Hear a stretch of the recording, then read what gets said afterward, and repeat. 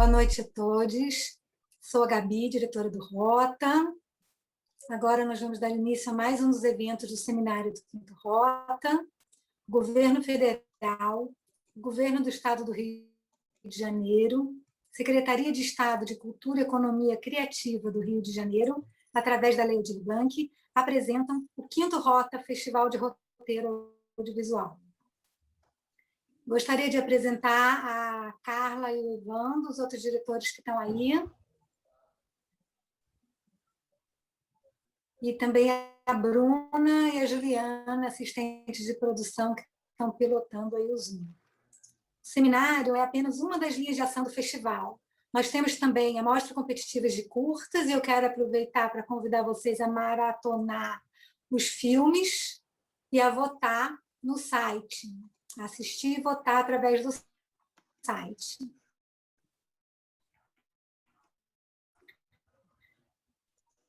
A Bruna vai colocar o Laboratório de Projetos de Série, que eu também convido vocês a assistir o pitching no próximo domingo, às 2h30, através do Face do Rota. A gente também vai ter votação, melhor pitching, através do site do festival. No domingo, assim que o pitching se encerrar, começam as votações. Temos ainda o concurso de roteiro de curtas. Essas 3 linhas de ação têm premiação, e esse ano, pela primeira vez, temos uma premiação em dinheiro. Temos ainda o encontro de negócios, com 21 empresas participantes nessa edição. Convido vocês ainda para a cerimônia de premiação, que também será transmitida através do Face do Rota, no próximo domingo, às 20 horas. Enfim, então, quero apresentar para vocês a mesa de debate escrita para infanto-juvenil, e a mediadora da mesa, Gel Macedo, que depois vai apresentar todos os debatedores. Gel é produtora de conteúdo e pós-graduada em roteiro audiovisual, autora do livro Poesia do Inalcançável e premiada com a poesia Na Casa da Vó pelo Prêmio Cultural Poesia Todo Dia. Assina a dramaturgia das peças Papai Noel, Filho da Puta, de Heleno para o Tempo, Incubadora e Flor Azul. Roteirista na série Pai Solteiro Procura Desesperadamente, da Flora Filmes. Antonce, O Anjo Caído do Céu, selecionado para o pitching do Série Lab em 2019, rodada de negócios do Série Lab em 2020, e Filho de Ouro, também selecionado para a rodada de negócios do Série Lab 2020. Gel, com você. Olá, boa noite a todos e todas.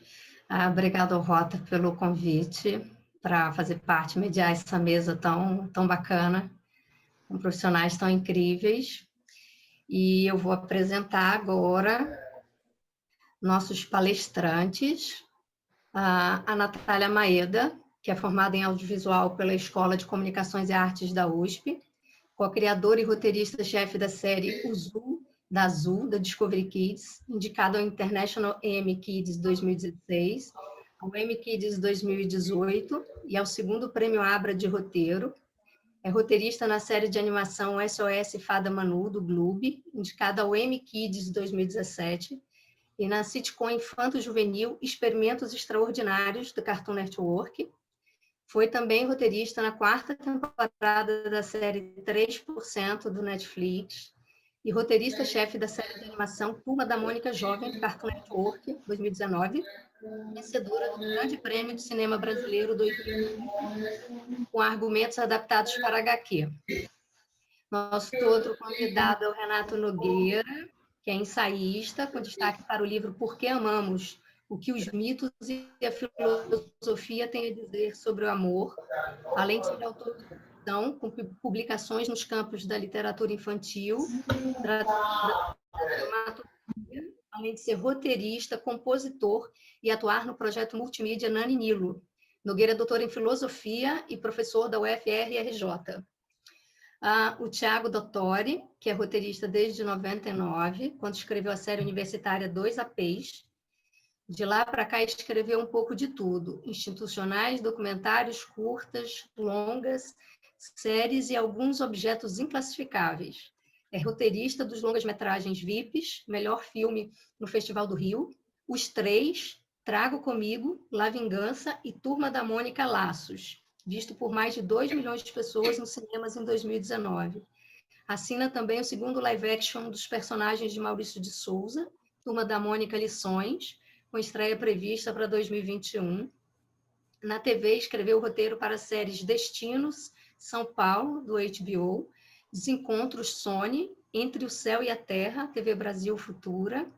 Assina com Contardo Galigares todos os roteiros da 4ª temporada de Psy, da HBO, série indicada ao Emmy International como melhor série dramática em 2015. É um dos criadores e roteiristas da série Segredos de Justiça da TV Globo, Pedro Bianca, vencedora do Emmy Kids International, e do Prix Jeunesse como melhor série infanto-juvenil, bem como da série Pais de Primeira da TV Globo, 2 vezes indicada ao Grande Prêmio do Cinema Brasileiro na categoria Melhor Roteiro Adaptado pelo filme Vips, 2011, e Turma da Mônica Laços, de 2020. Ou seja, temos uma mesa luxuosa hoje no Rota. Eu vou começar trazendo a Natália trouxe um tema muito interessante para a gente. Ela vai falar um pouquinho agora sobre escrever para a criança, a bússola da empolgação na jornada do coração. Achei poético, achei muito lindo. Natália, bem-vinda. Obrigada, gente. Boa noite, todo mundo. Prazer estar aqui com vocês. Bem, eu demorei um pouquinho para encontrar esse tema, mas, na verdade, ele parece que faz muito sentido, assim, porque semana passada até fui dar uma aula na FIC sobre roteiro infantil, e ao falar da minha trajetória, né, eu consegui identificando uma narrativa, um tema, assim, que foi forte, que é essa questão do como desenvolver esse olhar da criança, né, como encontrar esse olhar da criança dentro de si. Então comecei a analisar como foi essa construção para mim. Então, eu trabalho já há mais de 10 anos, assim, escrevendo para crianças, né? E eu decidi que eu queria escrever para crianças, não, eu queria ser roteirista quando eu tinha 15 anos. Né? E sou do Rio, nasci no Rio, né? Não sabia ainda que eu ia escrever para crianças, mas já fazia curso de roteiro lá. E aí, quando eu vim para a faculdade, eu tinha 17 anos, né? E eu já gostava muito desse universo, mais por questão de personalidade, assim, por ser muito otimista, muito sonhadora, gostava de histórias da Disney, histórias de transformação, desse universo lúdico, dessa coisa mais fantástica, né? Na verdade, era uma das poucas na minha classe que gostavam disso. E a gente tinha bastante exercício de curta-metragem, de escrever os roteiros e depois fazer as equipes e filmar todo mundo aqueles curtas. E uma das regras era que era proibido ter crianças, externas e animais. Por questões de produção, enfim, não ia dar, os professores falavam, não, já vetavam esses projetos, enfim, eu dava, às vezes, uma burladinha, tentava colocar uma externa por a gente montava no Photoshop, enfim, mas não era uma externa, né? E aí, como começou a chegar no fim da faculdade mesmo, eu comecei a me aprofundar bem mais, assim, na questão do cinema infantil mesmo, do audiovisual infantil, de assistir filmes infantis do mundo todo. Eu gostava muito dos filmes da Holanda, os filmes infantis holandeses são incríveis. E a gente tinha um TCC e podia fazer o que quisesse. Eu falei, vou escrever um longa infantil, né? Negócio megalomaníaco, eu nunca tinha escrito antes. Só que eu, tão perfeccionista, eu não gostava, eu escrevia escaleta, não gostava. Aí o meu orientador já estava ficando louco, porque eu sempre mudava de ideia quando já estava quase... Não tá bom o suficiente, não tá um filme infantil. Essa era a minha sensação, não tá um filme infantil. E eu demorei, assim, para perceber. Primeiro, eu não tinha prática mesmo, né? Isso ia ser difícil eu escrever um filme que eu gostasse de cara. E a segunda coisa era que isso, não era um filme infantil. Eu percebi que eu não estava escrevendo para crianças, eu percebi que eu estava escrevendo sobre crianças. E, na verdade, era sobre a minha própria criança e a minha própria criança ferida, ainda por cima, né? Muitas camadas.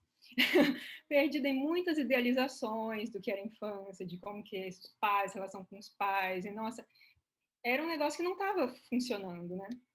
E isso é até uma questão que até abre um parênteses, que é até comum, assim, de eu ver em projetos que me mostram, assim, do tipo, isso é para crianças ou é sobre a sua criança que está lá idealizando ou nostálgica de uma época, né? Enfim, com um olhar maduro, claro que pode gerar isso, filmes incríveis, maravilhosos sobre a infância, né? Mas geralmente elas carregam esse tom melancólico, não são para crianças. Então, né, como escrever para crianças? E para mim, um grande ponto de virada foi do tipo, eu falei, vou sair, vou parar, né? Vou parar tudo. Eu comecei nessa época a trabalhar como voluntária numa ONG de crianças, então esse contato com a criança real, né, do tipo, não a minha criança lá, cavucada, mas me trouxe um olhar muito mais fresco, desse olhar curioso, real da criança, que é o olhar do dia a dia, né, o olhar lúdico dela. E aí, então, faltando 3 meses para o prazo de entrega final, que eu iria bombar pela terceira vez no meu TCC, de tanto mudar de ideia, eu abandonei a ideia. Eu falei, gente, eu tô lendo sobre infância, tô vendo filmes do mundo inteiro, eu leio sobre estruturas narrativas, sobre os temas da infância, sobre o público, então eu vou escrever um TCC teórico sobre isso. Então eu fui lá e eu nunca me senti tão empolgada escrevendo alguma coisa até então, assim, sem sofrimento, sabe? Porque é um negócio que já estava tão dentro de mim que saiu como um fluxo mesmo, uma cachoeira.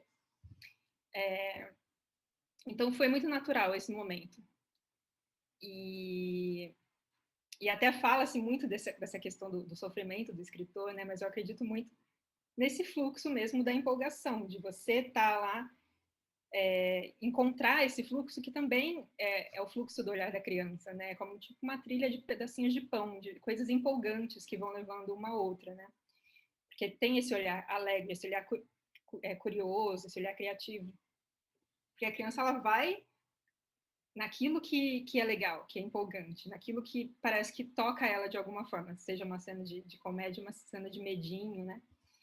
Então fui sentindo isso, que essa nossa criança interior, ela precisa estar minimamente acolhida, porque se ela tiver uma criança interior ferida, ela vai travar esse fluxo.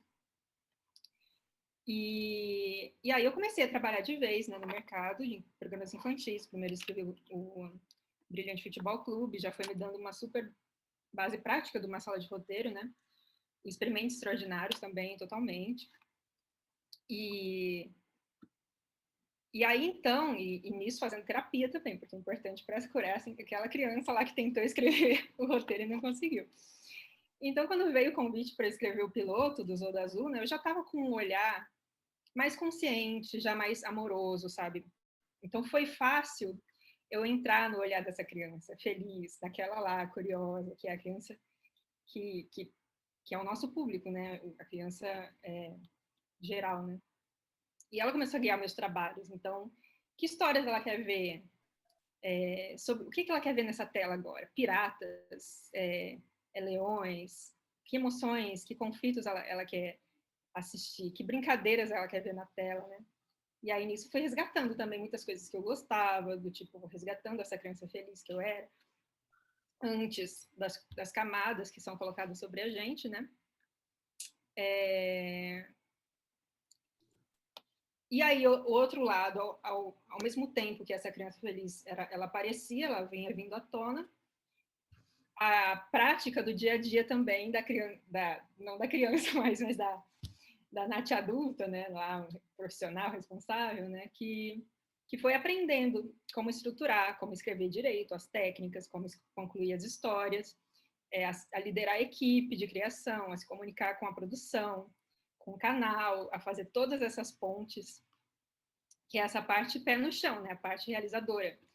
E aí eu fui entendendo também o porquê de ser proibido na faculdade a criança e a externa e os animais, porque escrever o Zorro Azul é um desafio louco, assim, porque por desafios de produção mesmo, né? Por coisas enfim, é gravado num zoológico com crianças e animais, nem sempre dá para fazer o que a gente imagina, o plano de filmagem não fecha, a gente tem que mudar tudo em cima da hora, enfim.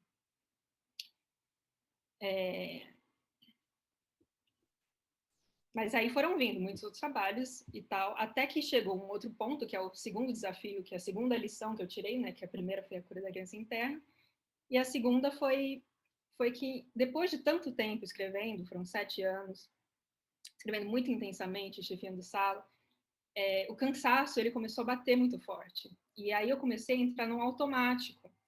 E isso também me desconectou pela segunda vez dessa criança. Fui perdendo realmente a empolgação, a ponto de falar, nossa, não é isso que eu quero, de entrar numa super crise. E ano passado, assim, que foi bem atípico para todo mundo, mas eu decidi realmente dar uma pausa nesses projetos grandes, né? E comecei a seguir outras coisas que me chamavam a atenção mesmo, de qualquer outra coisa. Fazer yoga, ayurveda, quadrinhos, estudar quadrinhos, fazer esses cursinhos domésticos, jogar The Sims, um mês inteiro jogando The Sims. Falei, vou virar youtuber de comida vegana. E, tipo, sem realmente me limitar a nada, assim. E sem achar que eu ia chegar em nenhum lugar. Eu falando, gente, sei lá, algum lugar bom talvez isso chegue, né? E, de fato, chegou a um lugar bom, porque já, de repente, no começo desse ano, eu senti aquela cachoeira, aquele fluxo de ideias, 1000 ideias de projetos, que era, de novo, aquela criança acordando, né? E aí eu entendi algo que é muito básico, que a criança ela precisa brincar, ela precisa se divertir, né? Ela precisa estar livre. Então, foram essas duas lições que eu tirei, né? A primeira, a gente precisa trabalhar no acolhimento da nossa criança interna, para a gente evitar essas distorções, essas projeções que nas nossas obras, nossos escritos, elas ficarem mais límpidas, claras, objetivas possível para o nosso público, né? E meditar também ajuda muito, a gente se desvincular dessa coisa muito egóica, né, que acaba distorcendo. E a segunda coisa é isso, é preciso brincar, descansar e seguir essa bússola da empolgação, que é a bússola da criança que vai sempre atrás do que chama a atenção dela e do que é legal. E nisso a gente sai dessa coisa engessada e a gente fica livres, assim, no cosmos da criatividade. E não sei se eu passei muito do tempo, mas é isso. Não, foi ótimo. É aquela coisa de não deixar se perder um pouco a síndrome de Peter Pan, né? É meio isso, assim. Obrigada, Natália. A gente vai passar agora para o Renato. O Renato vai falar sobre o percurso narrativo na escrita para o infanto-juvenil. Bem-vindo, Renato. Olá, boa noite. Estou aqui entre pessoas incríveis, né, que têm trabalhos aí, né, muito interessantes. O Rota, fico muito feliz de estar aqui no Rota com vocês.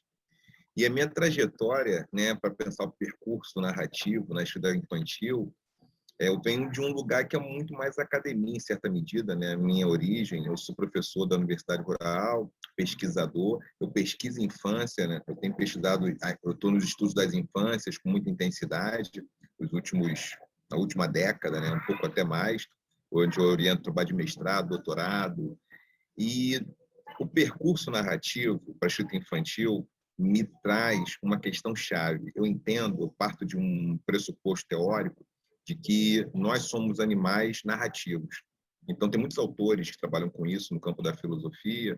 Tem um autor até malinense, que é o Patebá, que ele fala narração de vida. O que nos caracteriza não é somente que a gente tem linguagem, que a gente tem alma, ou que a gente vê beleza, ou que nós rezamos, é porque a gente faz narração. E fazer narração significa a nossa história, a maneira como nós encaramos o mundo, a forma como nós, de alguma maneira, nos posicionamos, sempre uma narrativa, sempre uma história. E, nesse sentido, o percurso narrativo é uma forma que as crianças experimentam, aqui a Natália acabou de falar, né? É bem interessante, é como a gente vai estabelecendo a nossa subjetividade. Então, fazer cosplay imaginário é que a gente sempre fez isso, né? A gente vai lá e se identifica com a Mônica, com o Cascão, Cebolinha, Fada Manu, com a Nana, com o Nilo, são os personagens que eu escrevo. Se identifica com um personagem, faz o percurso narrativo através de um personagem. Então, até o mesmo fala sobre isso, né? A gente sente a névoa, sente aquela emoção. Então, por exemplo, não é raro que adolescentes façam cosplay, né? Os otaku. Então, a gente, quando é criança, numa escrita, a gente faz o cosplay ali a partir de um avatar que a gente incorpora o personagem brincando de ser aquele personagem. Então, no percurso narrativo para a escrita infantil, como é que eu cheguei nesse percurso, né? Eu cheguei nesse percurso porque eu dava aula de filosofia para criança durante um bom tempo, para criança, para adolescente, e também na universidade. Antes de estar na Universidade Rural, eu estava em três, quatro instituições diferentes, 3 níveis diferentes, né? Superior, médio, fundamental. Mas quando a minha primeira filha nasceu, em 2009, eu senti a necessidade de contar história. E aí eu fui estudar novamente, voltei a estudar, fiz curso na Academia Internacional de Cinema, fiz curso aqui e acolá, fui estudando. E numa parceria com um amigo, uma amiga, o Sandro e a Cris, o Sandro ilustrador dos desenhos dos meus livros, né, sobre a Nani e o Nilo, que até esse aqui foi o primeiro. E aí, que é uma árvore que voa com as crianças e tudo, a árvore encantada. E aí, depois do primeiro livro, já tinha uma ideia de uma animação, tanto que o desenho é vetorizado para animar. E a gente está no Festival Taquari, está no festival aqui, outro festival. Eu comecei a escrever roteiros das aventuras de Nani e Nilo. Então, na minha escrita infantil, eu tenho feito o projeto Nani e Nilo, que está até aqui, acho que até não sei se aparece na camisa, se aparece, está até aqui na camisa, que tem até a camisa por aqui, eu estava até com a... que é um projeto multimídia, né? Tem literatura infantil, proposta de jogos cooperativos, tem um desenho animado, animação. E aí é contar a história para a criança. Como é que é esse percurso narrativo? O percurso narrativo tem que encontrar a criança, partir da criança e não ser para a criança. Isso é fundamental. E aí é experimentar um pouco a infância que cada um de nós tem. E tem uma infância que cada um de nós abriga, que não é necessariamente a criança que nós fomos, mas é uma potência narrativa, uma potência criativa que está em cada um de nós. E na minha escrita, no percurso narrativo, os elementos que eu tenho procurado escutar, são infâncias em culturas africanas tradicionais, infâncias quilombolas, infâncias de culturas indígenas. Então, há alguns anos, tem mais ou menos uns 10 anos, que antes da pandemia, eu tenho tido oportunidade para a Amazônia participar de eventos, né, eventos de educadores indígenas. A Sandra Benítez é minha professora, é de Guarani, por exemplo. O Daniel Munduru, uma pessoa que eu conheci alguns anos atrás. Então, são pessoas que me ensinam muita coisa sobre cultura indígena. Eu tenho essa oportunidade de ter ido à Amazônia algumas vezes. Eu tenho ido a congressos internacionais de estudos africanos, alguns anos também, que acontecem em vários lugares do mundo, Estados Unidos, Zimbábue. E aí eu converso com muitos africanos do mundo inteiro, e aí eu tentando entender que infâncias são essas. Então, Nani e Nilo é um percurso narrativo para a escrita infantil em que eu estou procurando escutar essas infâncias, essas crianças que estão em outros territórios imaginários também, outras imagens.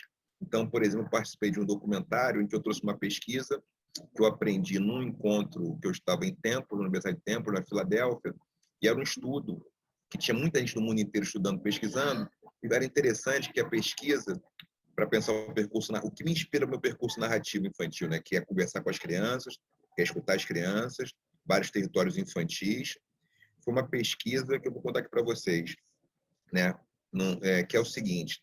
Então, eram crianças de 5, 6 anos, em vários lugares, e tinha um grupo associado, e as crianças tinham crianças do Kentucky, crianças de São Paulo, crianças de Tóquio, e tinham crianças aqui do Brasil, Yanomamis, né? Alguns antropólogos conseguiram chegar em criança Yanomami, tinha crianças herero, o povo herero vive entre Namíbia e Angola, aldeado entre Namíbia e Angola, na fronteira. Agora vai ter até uma hidrelétrica, talvez uma hidrelétrica por lá, tem todo um debate se vai ter ou não tirar eles de lá. E a pergunta era: desenhe 3 coisas que simbolizam a natureza.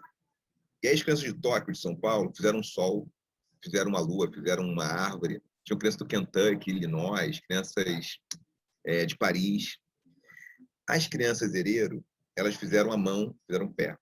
Tinham crianças Yanomami que fizeram a mão, o pé, fizeram a mãe, fizeram o pai. Elas desenhavam natureza como sendo pessoas. Natureza não era uma pessoa, isso não era um exterior. Então, para fazer um percurso narrativo, tem que ter elementos. Os elementos, a atmosfera que eu tenho procurado respirar para percursos narrativos, são atmosferas que estão um pouco fora da cidade. Então, por exemplo, o Nego Bispo, o Antônio Bispo dos Santos, é um dos meus mestres. Ele é um pensador quilombola, né, um quilombo lá no Piauí.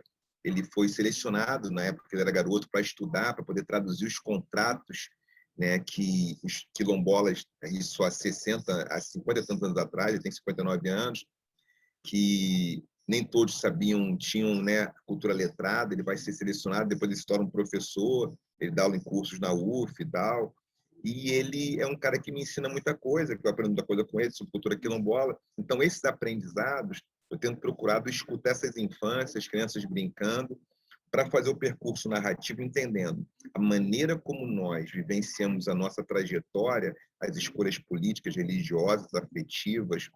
As nossas escolhas são sempre percursos narrativos que nós encaramos, nós vestimos a fantasia, vestimos o papel de avatar para fazer o percurso dramático. E o que eu tenho procurado é uma atmosfera um pouco afro-pindorâmica, um pouco quilombola indígena, para tentar escutar as vozes que essas crianças, ou que essas infâncias podem trazer. Então, no último trabalho, o trabalho mais recente que eu fiz, que é Naninino na Cidade Verde, que é um pouco uma releitura até desse livro, né? É uma cidade do futuro em que as crianças conhecem crianças quilombolas, crianças indígenas, que o mundo se transformou num mundo verde porque os quilombolas e indígenas tomaram conta. E as crianças têm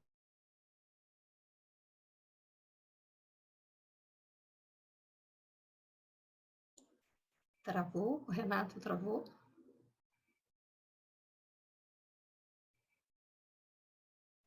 Eu acho que ele caiu, né? Mas a minha contribuição para esse debate tão rico é que o percurso narrativo ele é essencialmente a maneira como nós, humanos, nos relacionamos.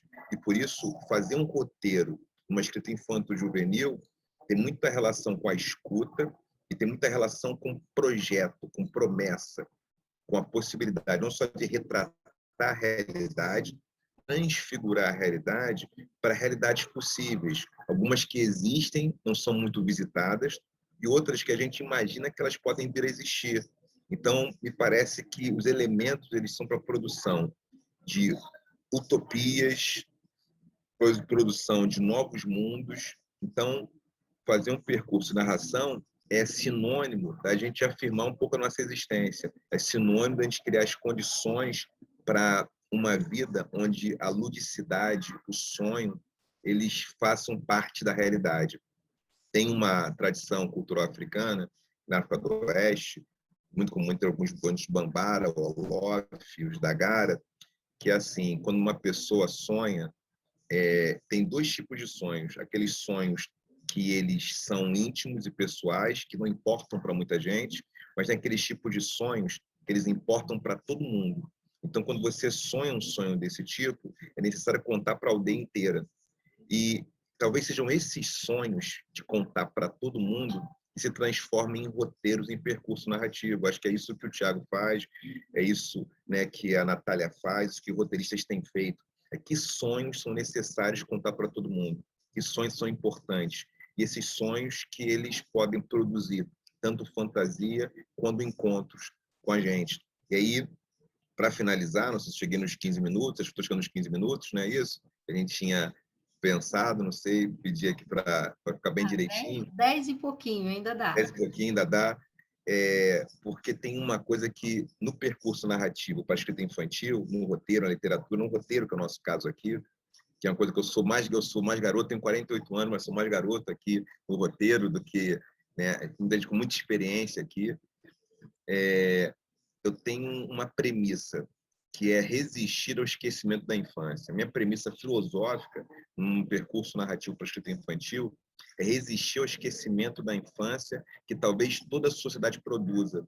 A sociedade que nós vivemos o tempo inteiro adultizando no sentido, é importante ser adulto para ter um lugar, perguntando o que as pessoas querem ser quando crescer. Então, o meu princípio com a escrita, óbvio, estudando, aprendendo, não é eu escrevo mais ensaios, textos acadêmicos que roteiro, tenho mais textos de livros, né, em outras áreas, mas é isso, é como uma narrativa, a criança e o adulto que assistem aquilo que se transformou em filme, né, em cinema, em série, com o nosso roteiro, qual o poder. Para mim, um grande roteiro é aquele que tem para criança, infanto-juvenil, é aquele que faz com que as crianças resistam ao esquecimento das suas infâncias. É aquele roteiro que convide os adultos a recuperarem a sua infância. É o roteiro que convide o adolescente, o jovem, a encontrar sua voz interior. Porque talvez a grande tensão, aprendi isso com a Sobon Fusomé, que é uma burkinense incrível, faleceu em 2017, uma pessoa que me ensinou muita coisa na minha vida, morava nos Estados Unidos, ela, e ela disse uma coisa: muitos adolescentes estão tão tristes, ou em conflito, ou em choque, porque eles estão agora tentando encontrar sua voz interior, mas quando não conseguem, ficam em atrito com o mundo e com eles próprios. Então, um bom percurso narrativo infanto-juvenil é aquele que é o que eu tento fazer, não sei se eu consegui ainda, mas para as crianças não esquecerem a sua infância e para que as pessoas jovens elas possam encontrar sua voz interior e que a sua voz interior funcione como uma orquestra na comunidade que ela vive. Porque é possível ser uma pessoa, mas ser interdependente, porque somos o tempo todo. E essa interdependência significa a gente não precisa, no conflito com o outro, rivalizar com o outro como um grande inimigo, mas o outro pode ser um grande parceiro de conflito. Talvez seja uma forma de vivenciar a nossa infância, vivenciar a nossa juventude, e a nossa vida adulta, a nossa velhice, seja uma forma. Então, percurso narrativo sobre Eu acho que me manter conectado comigo, com a minha ancestralidade e com a possibilidade de um futuro onde a gente possa, por conta das histórias que nós escrevemos, os roteiros, a gente possa conviver sem medo, conviver com menos medo e sabendo que a gente vai brigar, vai ter divergência, mas isso vai ser motivo para a gente celebrar a vida. É o que eu tenho tentado, o que eu tenho pensado, um pouco isso. Estou aberto para a gente conversar a respeito disso e muito obrigado pela oportunidade de trocar ideias, não trocar, na verdade, compartilhar, né? Porque eu não vou dar uma ideia, receber, não é uma troca de din-din, como uma troca de mercado, né? Você dá R$10 e compra uma mariola, não, mas eu vou compartilhar com vocês e eu vou, né, acrescentar um pouco a minha humanidade. Obrigado. Gratidão por vocês estarem aqui, pelo tempo de vocês. Dessa fala inspiradora do Renato, a gente passa a palavra para o Tiago Dottori, que vai falar sobre o que ele aprendeu contando histórias para as filhas à noite. Bem-vindo, Tiago. Sua fala estava tão brilhante que eu quase interrompi aqui para dizer: se você precisar de mais tempo, eu abro mão aqui do meu, que tá tranquilo, né? Eu deixei ele ficar no último segundo. Assim. Imagina, vai mais, fica tranquilo, não ia cometer o crime de te interromper jamais. Muito bom te ouvir e justamente adoro essa ideia de compartilhar também. Fico feliz pelo convite de estar nessa mesa com pessoas tão legais que eu admiro, já conhecia também o trabalho, ou a Natália, que eu também já conhecia.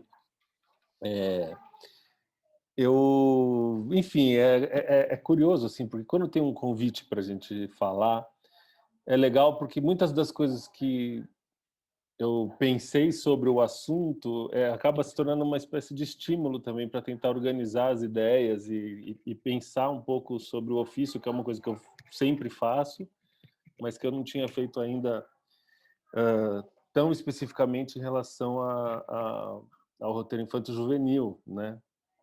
Você um pouco mais da rotina, da prática do roteiro mesmo, e menos essa teoria que foi tão gostoso de te ouvir, porque expande muito, né, a nossa percepção sobre o que a gente faz. Foi muito gostoso te ouvir.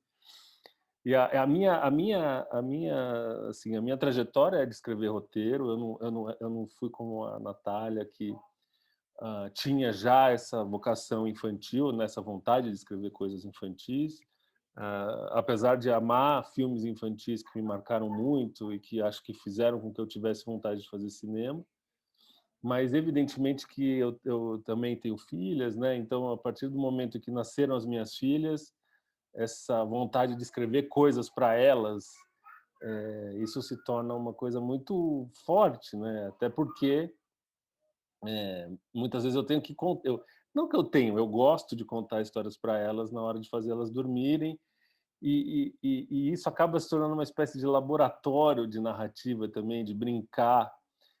Eu gosto muito do que vocês falaram sobre esse resgate, né, dessa criança, porque essa criança ela tem que estar na gente, ela está na gente o tempo todo, e o exercício da paternidade ele é constantemente você é convidado a reviver isso, né? Eu tipo amo brincar, eu acho uma coisa, é uma das grandes maravilhas de ser pai, esse se despir assim dos problemas muitas vezes e viver fantasias com as crianças, que é onde elas engajam e se divertem. E nessas de contar histórias à noite, eu comecei a reparar. Então, eu fiz uma espécie de uma pequena. Assim, eu organizei meu pensamento aqui. Eu vou, assim, começar, né, desse pequeno keynote aqui que eu fiz para mim mesmo, para me orientar na fala. E, assim, a primeira coisa que eu, assim, noto, assim, que contar história para criança não é exatamente tão diferente assim de contar a história para adultos. No fundo, você tem que, assim, as premissas que valem para você contar uma história infantil, elas são muitas vezes as mesmas que valem para você contar uma história, um drama adulto, né? Você tem que ter um bom personagem, você tem que fazer com que a plateia ou a audiência ou o leitor se identifique com ele, se preocupe com ele, né? Esse sempre é o ponto central de qualquer história, né? Como disse o Frank Capra uma vez, assim, é tudo sobre a gente se importar, né, sobre fazer as pessoas se importarem com o seu personagem, especialmente com o seu protagonista. Mas evidentemente que tem algumas características da narrativa infantil que são específicas que eu reparei nelas justamente contando histórias para as minhas filhas, que inclusive estão fazendo um barulho aqui, espero que não nos atrapalhe. O que as crianças gostam, né, basicamente, assim, elas gostam muito de drama e de empatia, no sentido assim, né, quando eu faço elas dormirem, o jeito mais comum, né, de fazer elas dormirem é deitar e contar uma história. Mas tem histórias que eu notei que faziam elas dormir de fato, né, que são histórias em que não tem um momento de tensão, uma grande virada, não tem um drama, enfim, né? E tem as que não fazem dormir, que são as que eu gosto de contar mais. Às vezes minha mulher me dá bronca porque as histórias, em vez de relaxarem elas e conduzirem elas para o sono, acaba que muitas vezes agita e cria mais excitação do que sono, né? Essas histórias que funcionam com a minha audiência das minhas duas filhas e que algumas dessas coisas que eu percebi a partir daí funcionaram também, especialmente eu tenho a minha experiência no infantil são os 2 filmes do Turma da Mônica, né? O Laços, que já foi lançado, e o Lições, que vai ser lançado, acho, ainda não se tem uma data, mas tudo indica que vai ser esse ano.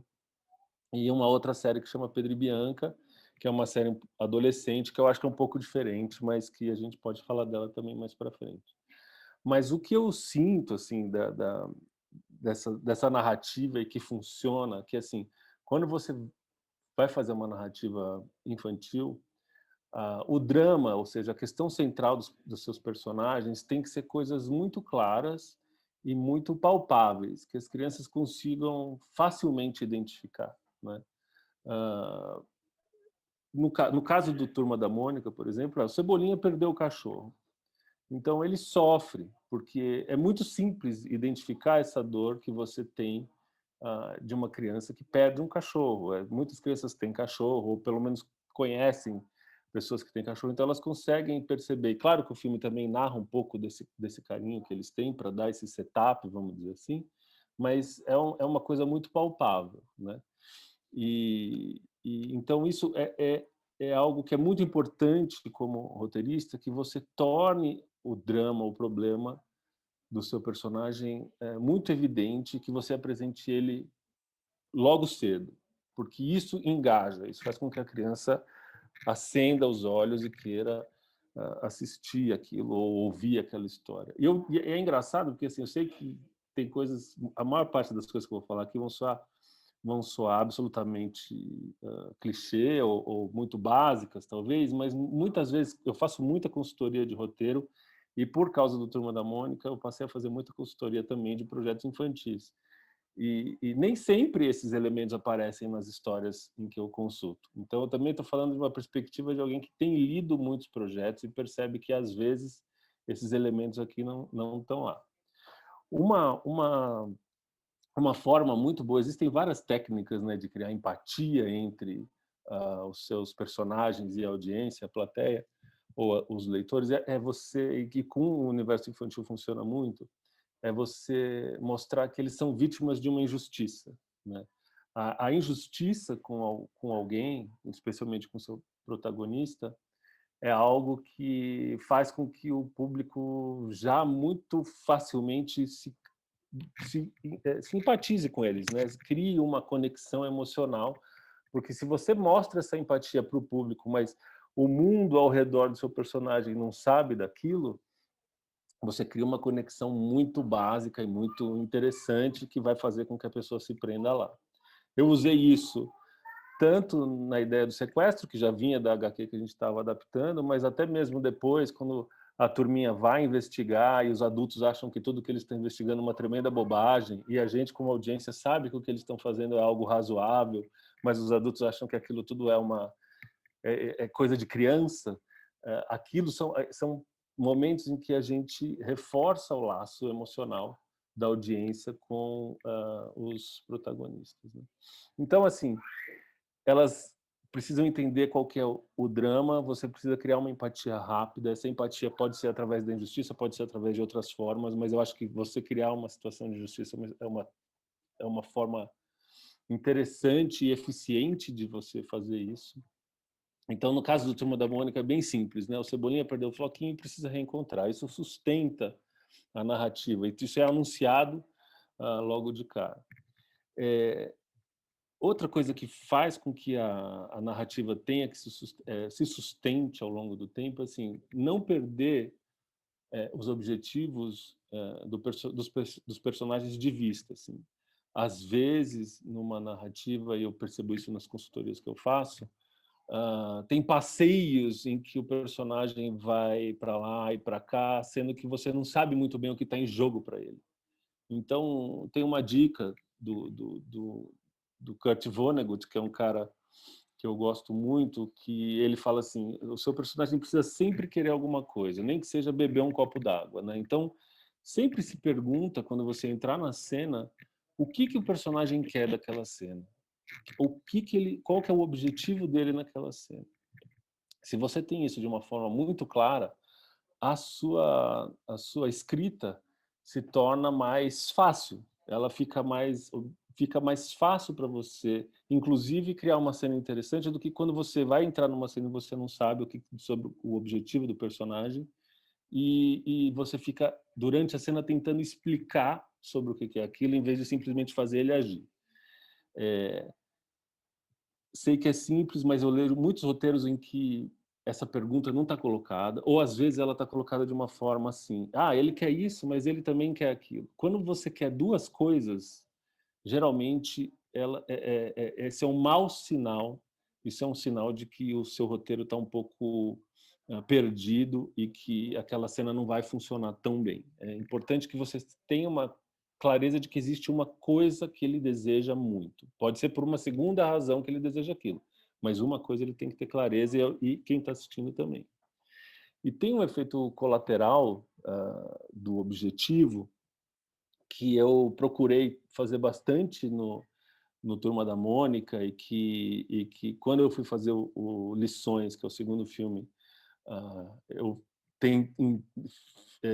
tentei colocar, quase que brigando com os meus parceiros criativos, mas acho que acabei conseguindo, que é a aventura, né?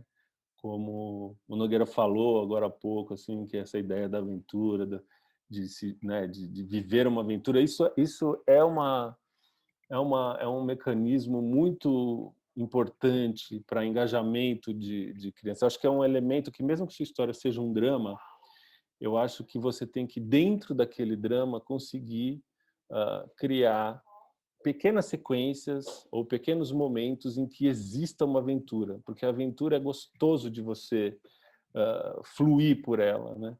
As crianças amam a aventura, assim. Então, essa é uma outra dica que eu tenho, assim, mesmo que essa sua história não seja uma aventura, crie uma subtrama de aventura ou pequenas sequências de aventura, do tipo, preciso chegar do outro lado do rio, mas tem jacaré nesse rio, entendeu? Então, simplesmente atravessar o rio, que faz parte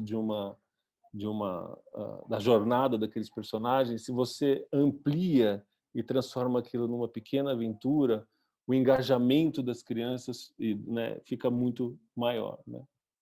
Então, esse é assim, o Turma da Mônica tem, inclusive, uma travessia de rio, mas não tem aventura porque a produção não deixou, mas originalmente teria aquele momento, seria um momento um pouco mais tenso, mas aí, como a gente sabe, muitas vezes isso não dá certo. Mas o Laços, ele é cheio desses momentos, são pequenas sequências de ação em que a história, na passagem de um momento para o outro, ela transcorre através de uma aventura. Assim, a coisa que eu noto, por que a gente gosta muito de aventura e que, assim, então, assim, contar as histórias para as minhas filhas me fez notar que um dos sentimentos mais divertidos de trabalhar numa narrativa infantil é o medo, né? Por que os jacarés na travessia do rio, sei lá? Porque as crianças amam sentir medo, né? Minhas filhas, pelo menos, elas amam, assim, então elas adoram a minha brincadeira que eu faço um monstro aqui em casa e saio correndo atrás delas, e quanto mais perigoso fica, mais elas ficam enlouquecidas com essa história. Então, transpor isso também para as histórias que a gente narra, né?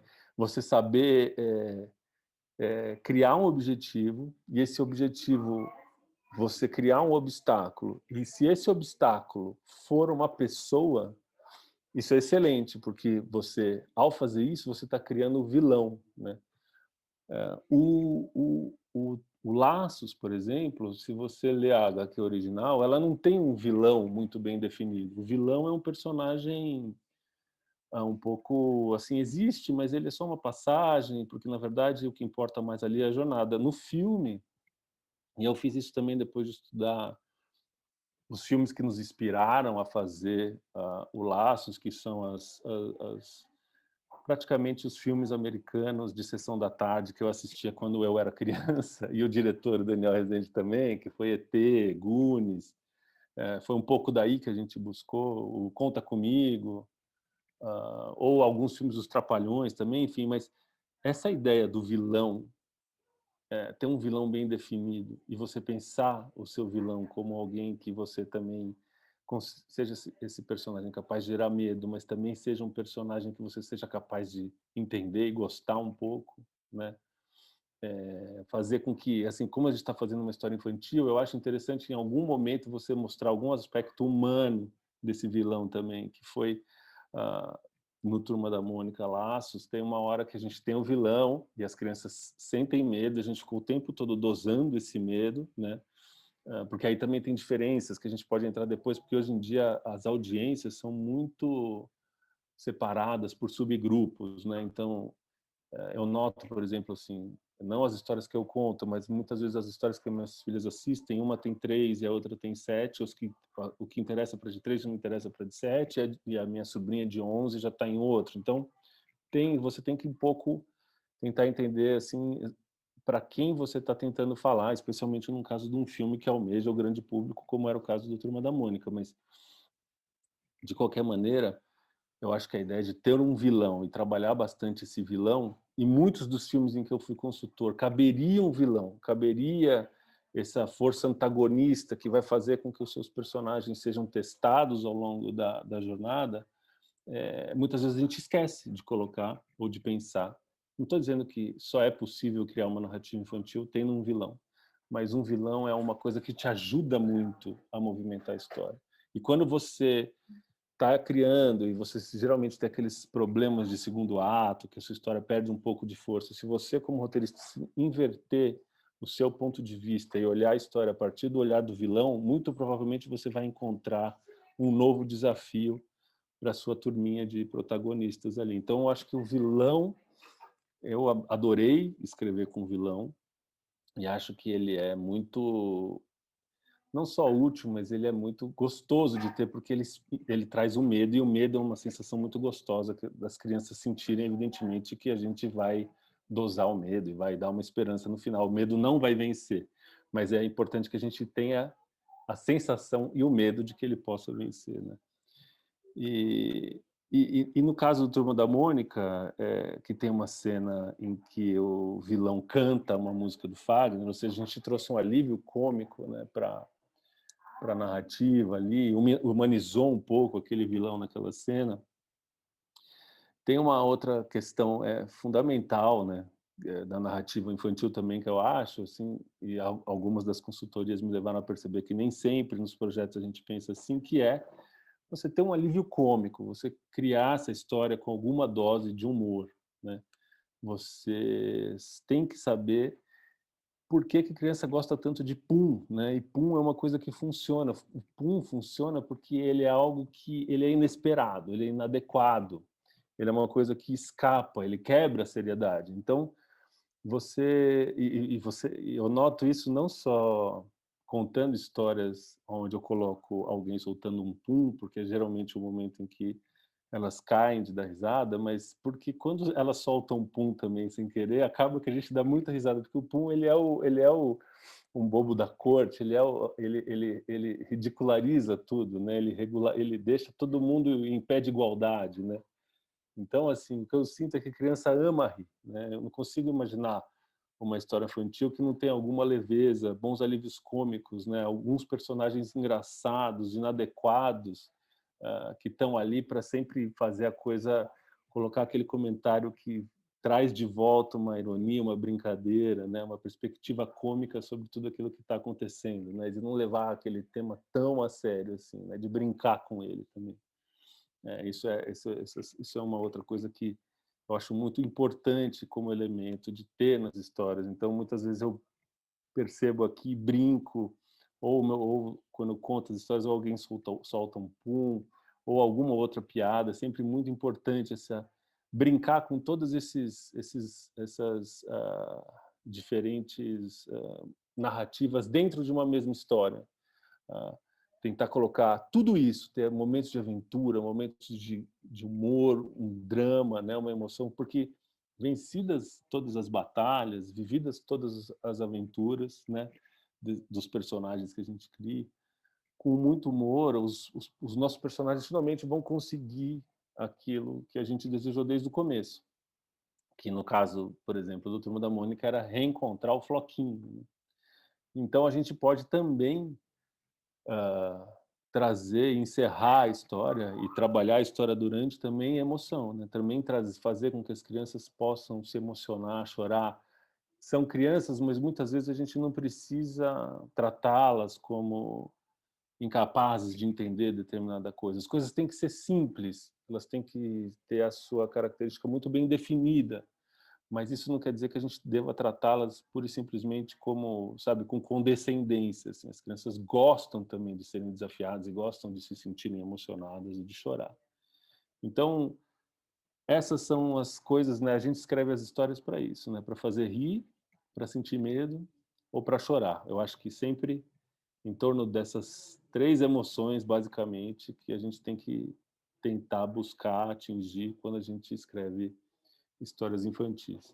Nem sempre eu faço minhas filhas chorarem todas as noites. Às vezes eu conto uma história que não aconteça muita coisa para que elas durmam, mas as histórias que mais funcionam com elas são, sem dúvidas, as histórias que têm esses elementos que eu acabei de narrar e de descrever aqui para vocês.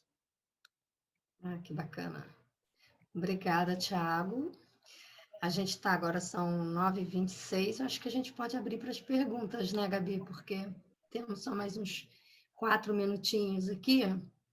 A gente já tem algumas perguntas aqui no chat.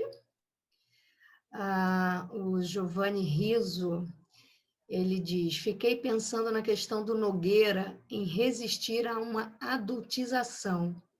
Vocês acreditam que isso está cada vez mais impregnado na produção infantil atual, até mesmo pelo fator Pixar?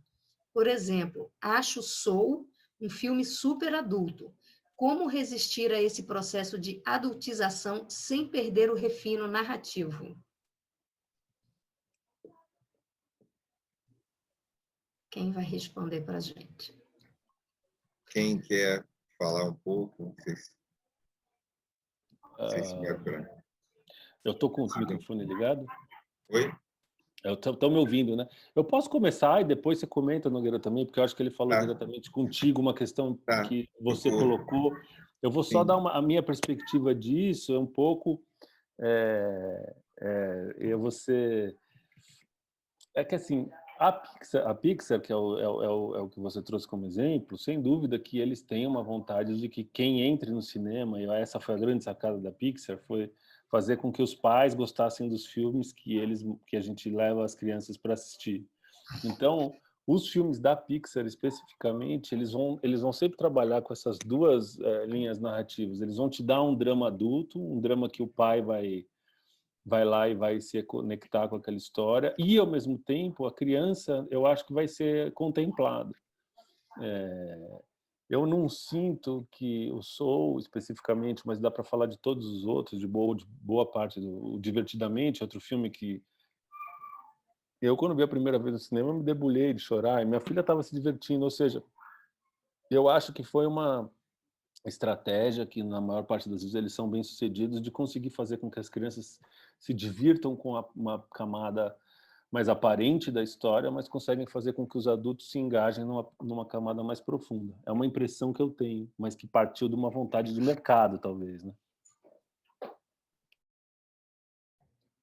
Tem muito, não sei se a Natália quer comentar também, mas eu penso que tem muito isso aqui que o Jacob colocou, que é a Pixar especificamente é um caso, né? Então falou de um caso, especificamente um case aqui no caso do Soul, que tem essa perspectiva, né? Como o Thiago já comentou bem esse lado, numa questão que é como resistir a esse processo de adultização, que acontecem, que tem alguns, talvez outros filmes que façam isso, eu acho que tem uma questão da adultização que me parece que ela tem muito a ver com a sociedade, como alguns roteiros têm isso, que é, de alguma forma, colocar a criança num lugar de impossibilidade intelectual ou incapacidade. Ou seja, um roteiro para criança não precisa ser um roteiro, ou seja, ter drama, ter humor, não precisa considerar que a criança não faz uma articulação. Lógico, tem um universo que é infantil,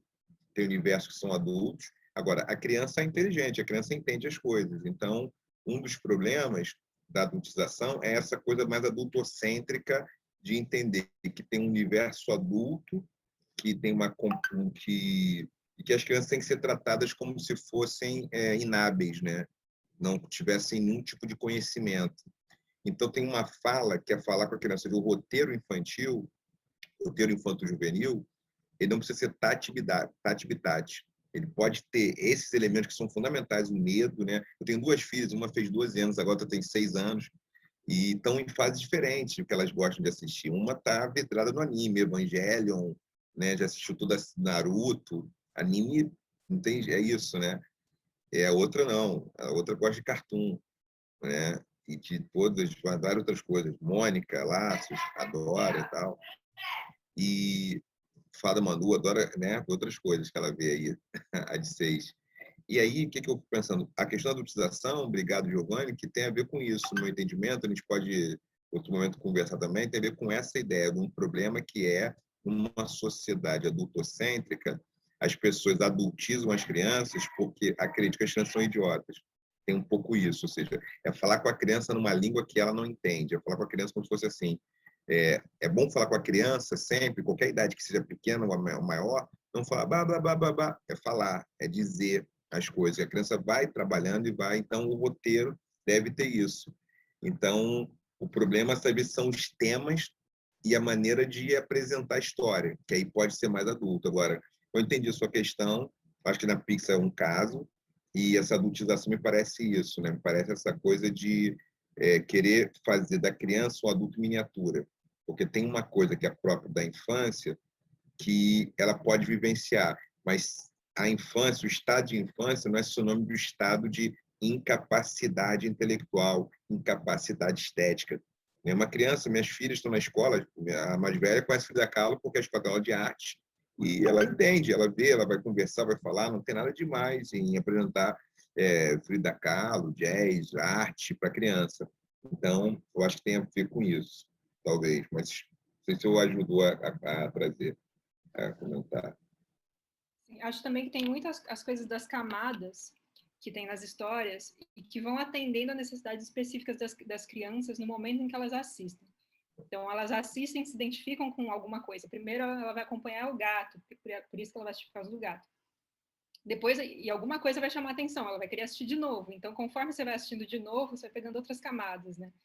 E os filmes realmente marcantes, a criança vai querer assistir mais vezes e cada vez vai atendendo a mais necessidades emocionais dela. Vamos ver outra pergunta aqui no chat. O Ronisson. Boa noite, pessoal. Amei os relatos. Tenho uma dúvida. Como podemos desenvolver o drama dos personagens sem perder a dosagem do humor e diversão na aventura?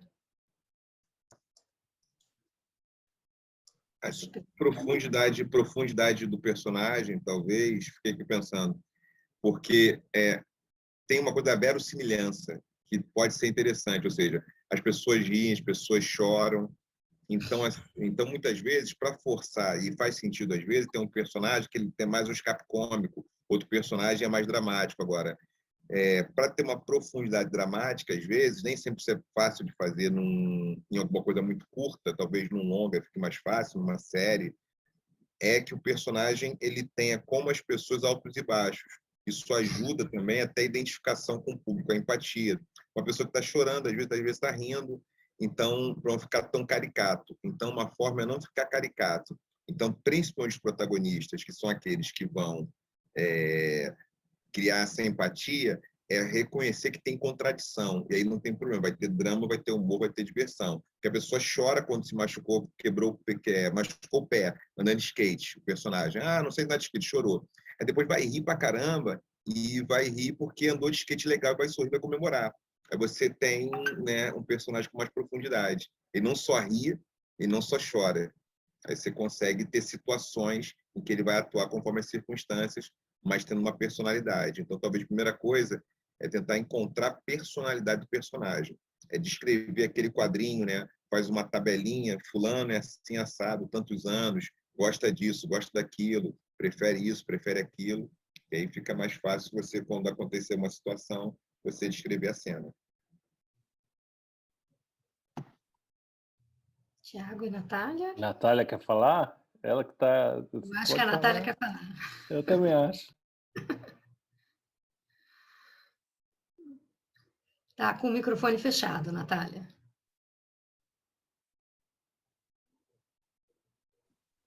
Pode falar, Tiago. Mas, assim, eu não sei se foi uma pergunta porque eu falei tanto do drama assim, mas é que o drama, no fundo, ou seja, você querer alguma coisa e ter uma dificuldade de conquistá-la, muitas vezes vai ser um elemento estruturante e que vai te deixar ali, né, vai fazer com que aquela história se sustente ao longo do tempo.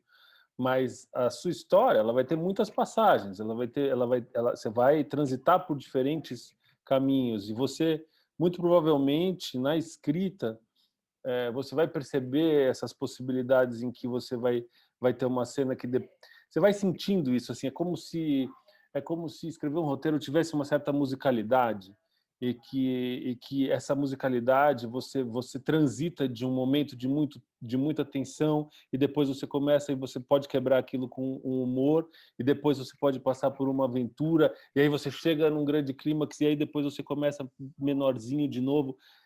Isso é uma coisa que você vai desenvolvendo com a sua trajetória, com a prática da escrita, que é essencial quando a gente é roteirista. Muitas vezes a gente não escreve, né, e não testa as nossas histórias, mas se você começa a escrever bastante, você começa a sentir isso de uma forma natural quase, e começa a perceber os momentos. Às vezes você vai escrever, aí você vai reler e você vai falar, nossa, acho que está um tom muito... Acho que eu preciso oscilar um pouco mais o tom, acho que aqui tem uma oportunidade disso ou daquilo. Meio que você sente, entendeu? Que você tem... num longa, você tem muito tempo para isso. Numa série, que a Natália tem mais prática, acho que ela pode falar um pouco também. Você brinca um pouco também com composição de personagem. Alguns personagens têm uma vocação mais dramática, mais profunda. Outros personagens têm uma vocação de serem os personagens que vão sempre trazer o alívio cômico. Sim, a gente trabalha assim bastante com os núcleos, né? Com os diferentes plots, assim. Por exemplo, no Zorro Azul são 3 plots, são dos tratadores, são das crianças e mais algum plot que tenha mais adultos, né? Que no caso da Azul é o irmão dela, que é um adolescente, e que ele é do tipo super engraçado, enfim, em todas as questões dele. E a gente trabalha a questão do drama mesmo na linha das crianças, né? Isso vai se refletindo nos outros plots, mas realmente tem essa cadência que o Thiago falou, assim. Tem um momento que geralmente é uma cena, que é aquela que é mais triste, tá? Mas aí tem um insight, aí revela, não sei o quê, como vamos resolver essa questão.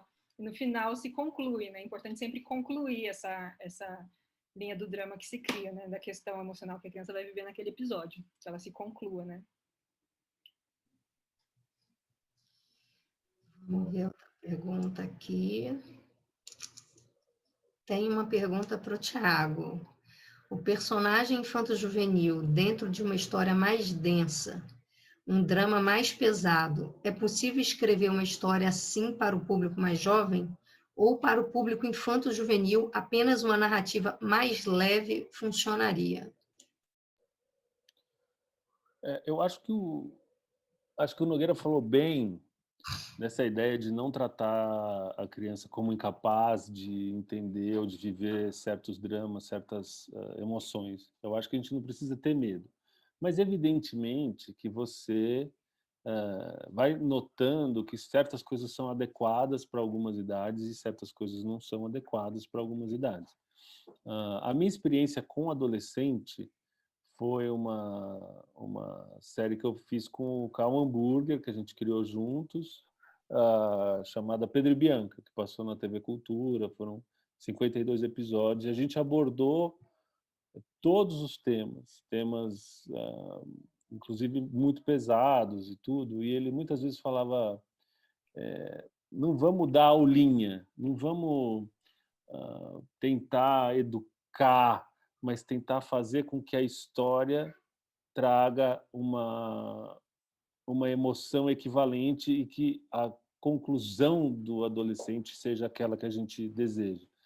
Por exemplo, com droga, né, que foi um dos temas que a gente abordou, que é um tema pesado, que é um tema que você pode abordar numa série ou num projeto ou num livro adolescente, mas já num livro infantil, um personagem vai ser um pouco mais delicado. Você pode até narrar isso também, assim, através de outros personagens com quem a criança está envolvida, mas no caso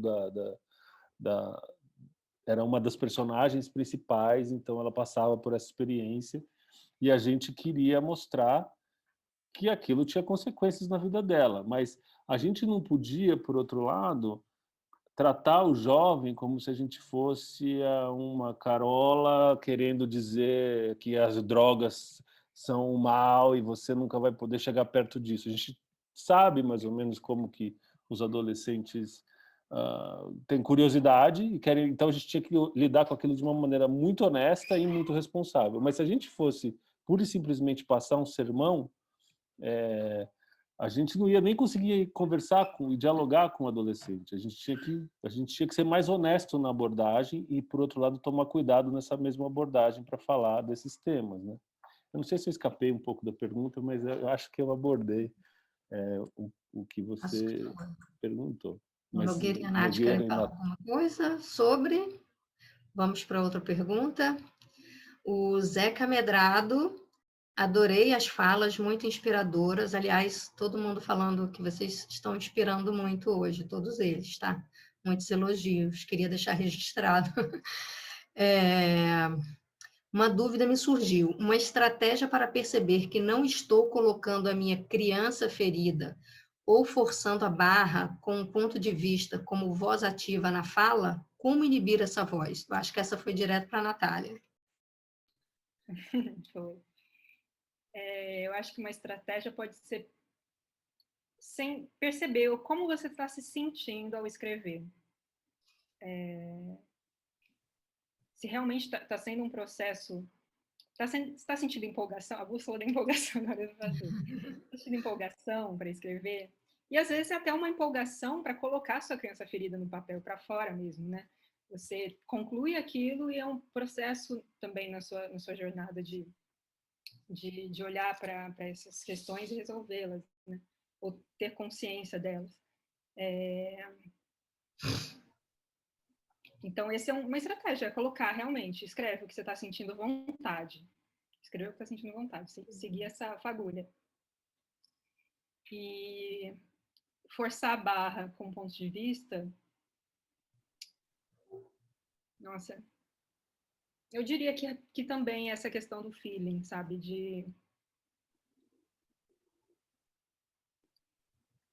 de terminar, ler o que você escreveu, ver como se sente em relação àquilo, se realmente foi uma coisa para você ou se é uma coisa que poderia passar na televisão para as crianças.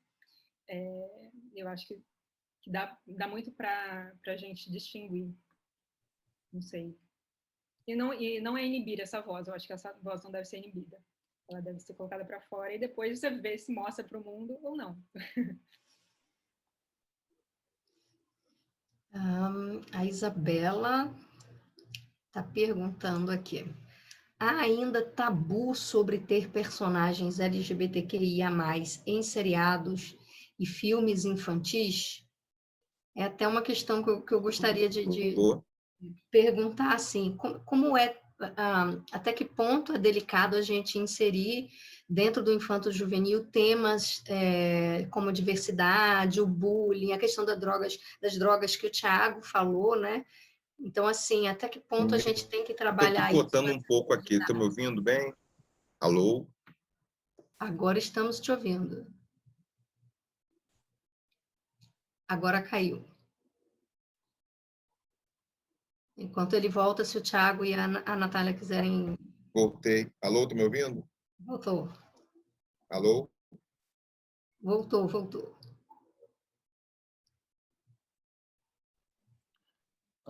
Nogueira, você conseguiu ouvir a pergunta? Alô? Oi, conseguiu?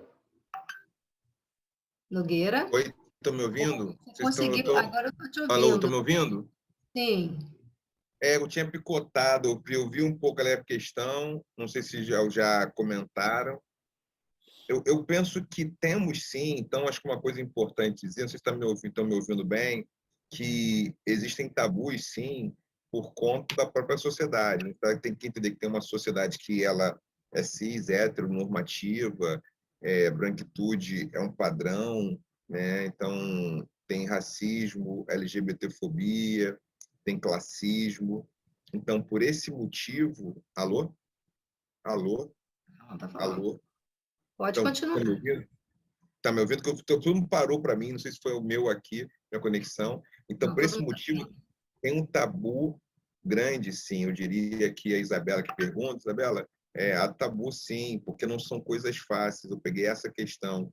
A gente for pensar, por exemplo, no outro panorama. Então, numa sociedade que mais de 50% da população é preta e parda, né? A população negra somada dos pretos e pardos. Mas a gente não tem tem muito menos personagens negros protagonistas no universo infantil. Tem poucos personagens indígenas no universo infantil, né? E independente de uma quantidade pequena de população indígena, que é semelhante à população asiática, mas você tem mais representatividade asiática do que indígena, por exemplo. Então, tem fatores que são de ordem política, cultural, que interferem na narrativa. E tem a ver também com o agente narrador. Então, à medida que você tem, talvez, vai ter mais pessoas, população LGBTI que é a mais, trabalhando como roteirista, na produção, a gente vai ter provavelmente mais esse debate sendo feito. Então, tendo pessoas negras fazendo... Então, meus personagens são negros, não só por eu ser um homem negro, ter filhas negras e tal, né? Mas não só por isso, porque eu considero que é importante a gente manter a diversidade, isso enriquece o universo. Isso é bom para as crianças negras, que vão fazer ter o espelho, e para as crianças brancas também, que não vão... Então, meu entendimento é que isso é bastante difícil, isso é uma questão, sim, e que a gente pode enfrentá-la com políticas, com abertura importante. Eu estou aqui, não sei se estão não sei se estão ouvindo, que às vezes estão travadas. Eu tenho duas internets, fiquei com medo de trocar. Eu tenho duas internets aqui, não tenho uma só para, por exemplo, não ter esse problema. Vai acontecer alguma coisa aqui agora que ela deu uma picotada, tinha travado. Então, acho que tem esse problema sim. Eu não peguei a outra questão, acho que era isso, né? Em relação aos tabus, a questão da diversidade.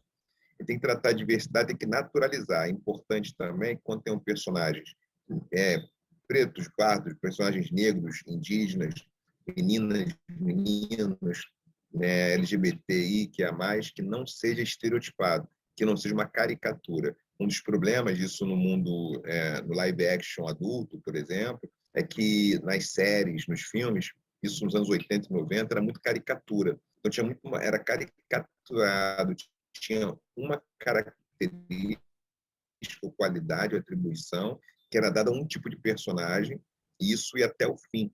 Então, assim, ele tinha só aquela característica, ou a força, ou o engraçado, e você perde profundidade dramática se você quiser representar sem estereotipia, sem estereótipo.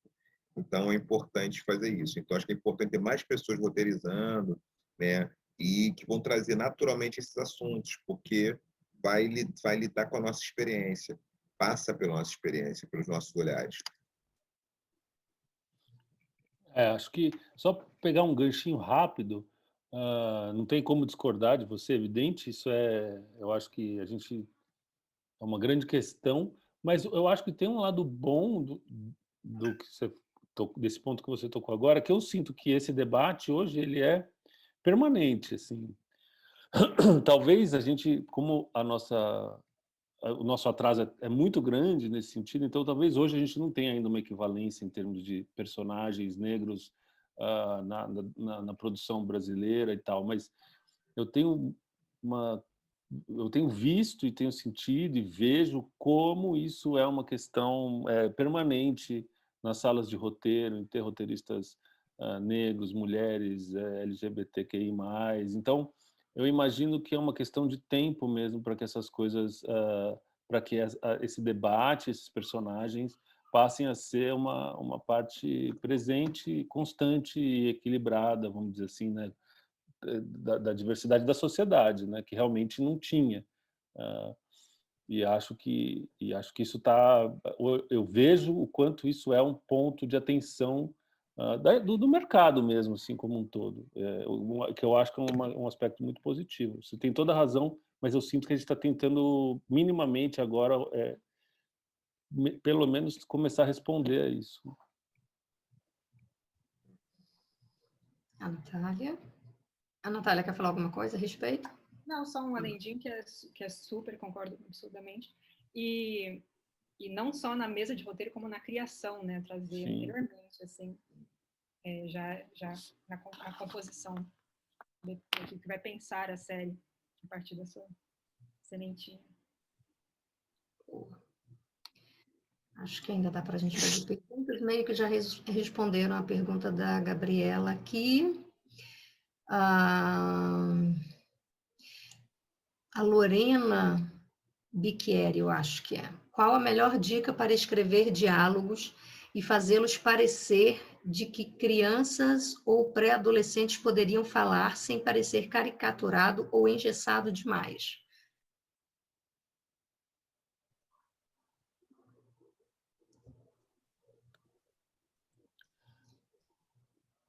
Vocês querem falar? Eu acho que... Posso falar? Pode falar. Posso falar, então. Me parece que tem algo com uma pesquisa, né, que pode ser... Eu acho que a pesquisa, às vezes, ajuda. Ou seja, ter, por exemplo, um pouco de referência e essas referências de pesquisa de campo podem ajudar. Estou falando assim, é um dos métodos que eu uso. Eu estou falando de um outro lugar também, porque eu sou pesquisador e eu fiz pesquisa com adolescentes, não tenho feito mais, tenho feito pesquisa com crianças atualmente, mais intensidade, entrevistar crianças, conversar com crianças. Então, eu acho que essa vivência ela ajuda a fazer uma transposição na ficção que não seja tão caricata. E aí eu acho também a ver com isso, né? Estudar, analisar os personagens, ter explícito quem são os personagens, ter uma leitura da realidade. Então, acho que tem um processo que pode ajudar a contribuir a ter diálogos que eles sejam mais tranquilos. E aí tem que ter um primeiro tratamento, um segundo tratamento, acho que tem uma equipe, né, para trabalhar junto, que pode ajudar nisso, fazer alguns testes, e aí isso pode... Não sei se deu para ouvir, porque para mim está travando aqui. Deu. Aqui, Travou mais no que eu estou finalzinho. parado. Travou mais no finalzinho, mas acho que a gente ouviu a maior parte. Vou trocar de internet. Tá. Eu daria também a dica de fazer falas curtas, assim, né? Não fazer, quando uma fala tem 5 linhas, você já começa a pensar, nossa, isso está um bifão, né? Então, a fala mais curta mesmo na naturalidade. Mas isso também vai de canal para canal, às vezes, no tipo a Discovery Kids, as falas, elas precisam ser mais certinhas. Que na Cartoon Network não tem isso, por exemplo. Uma fala, Turma da Mônica Jovem é cheio de gírias, é bem jovem mesmo, assim, eles não queriam algo que fosse muito certinho. Mas é isso, mas a minha dica principal é das falas curtas. Essa dica da fala curta é muito boa. Vou dar só mais duas, que leia o seu roteiro em voz alta também. Muitas vezes a formalidade do roteiro, numa primeira leitura em voz alta, você já reescreve ele naturalmente, assim, tipo, só de falar, acha alguém. Então, assim, fala em voz alta para você mesmo. E a outra coisa, assim, para você também ter um controle, mas ganhar naturalidade, isso é muito bom quando o roteirista ele não só entrega o roteiro na mão de quem vai fazer e sai do projeto, mas quando ele participa também das etapas seguintes, né? Então, a leitura com elenco e tal, muitas vezes você pode ali com o elenco encontrar uma coisa de você discutir as cenas e eventualmente o ator pode trazer um pouco o jeito dele encaixar na embocadura e tal, e a cena não perder o sentido. Então, é meio importante que você continue como guardião do roteiro um pouco para frente, sabe? Do processo, assim. Então, e você participe de leituras, ensaios e tal. Muitos diretores vão sofrer com isso, ter ciúme, mas a gente tem conquistado mais esse espaço. A Vera está perguntando, e a sala de roteiro? Eu não entendi muito bem. Isso é um convite? É um convite? Enfim, a gente tem aqui mais 5 minutos, Gabi. Cabe mais uma pergunta, não cabe? Rapidinho. Cabe, claro. E essa pergunta é minha. Qual o maior desafio para escrever para o público infanto-juvenil? Essa é fácil, né, para vocês?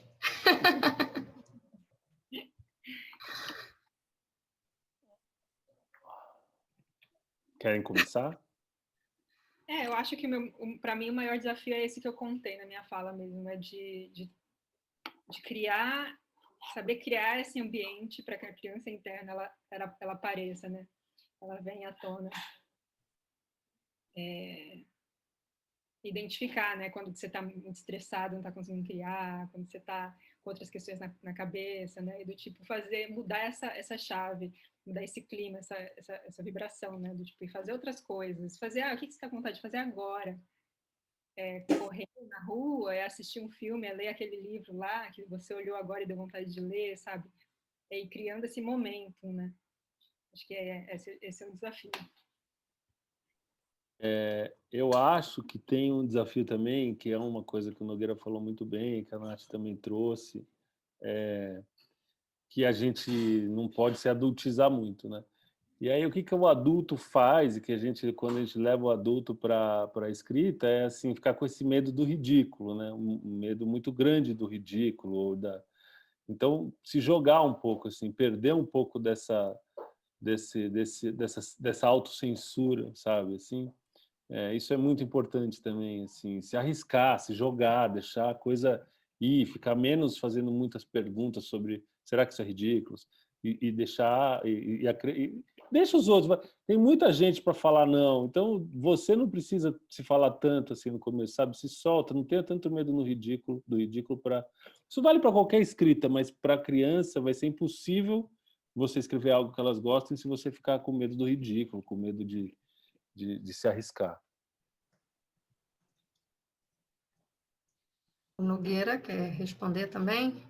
Então, para responder essa questão, maior desafio, acho que são muitos desafios, não sei se tem um maior assim, né? Fiquei pensando, essa é a minha dificuldade, medir qual deles é maior, mas eu acho que os desafios eles se modificam ao longo do tempo, então, pessoas como o Thiago têm muita experiência, o desafio pode ser, foi outro, agora é um, a Natália que fez com série, com longa, então acho que os desafios eles são vários.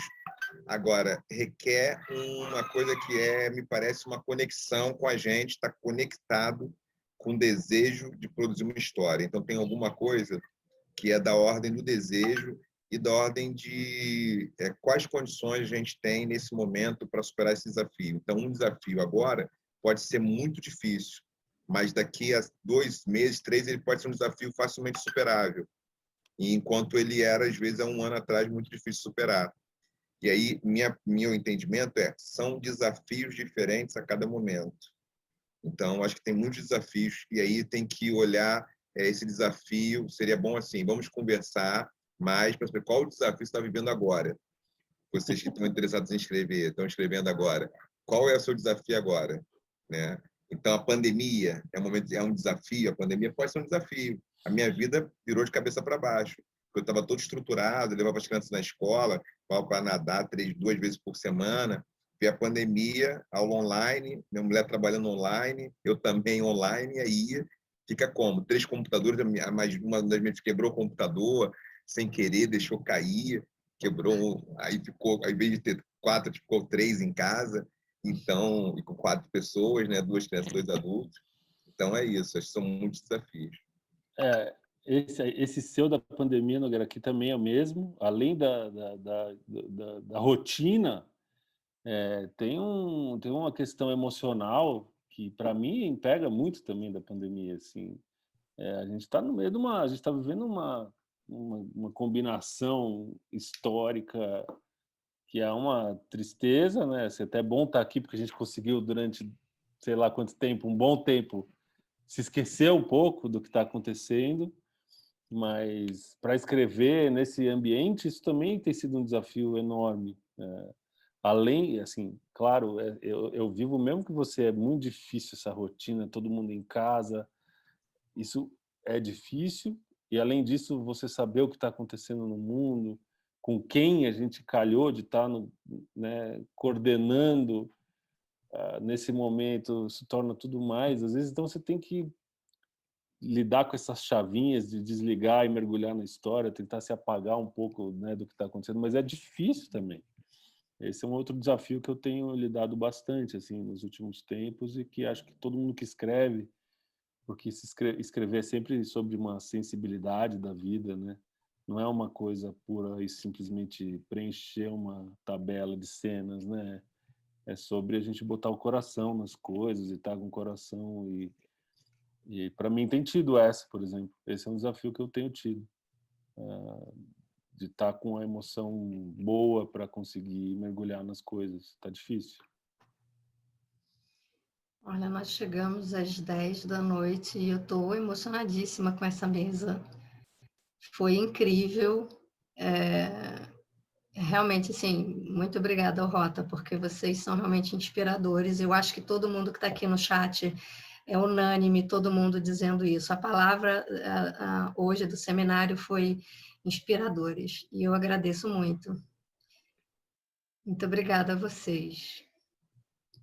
Para mim foi uma honra também, viu? Compartilhar com vocês. muito bom, muito obrigado. Espero ter dito alguma coisa que faça sentido. A gente também quer agradecer imensamente a vocês. Para a gente, esse desafio de fazer o festival nesse momento também foi enorme. E estar com vocês aqui nesse momento é um alívio para a gente ter conseguido juntar tanta gente tão maravilhosa. Ajuda a gente muito, né? Acho que tem que valer a pena a gente ter conseguido chegar aqui, valeu a pena. Muito obrigada.